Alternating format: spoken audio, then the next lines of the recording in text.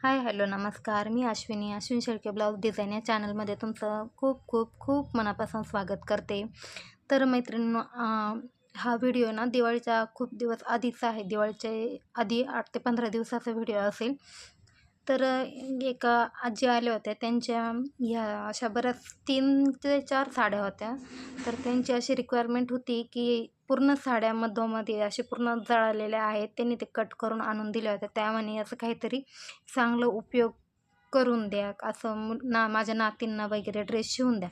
तर पूर्ण इतके म्हणजे पूर्ण साड्याबरोबर जागोजागी पूर्ण घडीभर साड्या जळालेल्या होत्या आणि सगळ्या साड्या एकसारख्या खूप जास्त प्रमाणात जळालेल्या होत्या.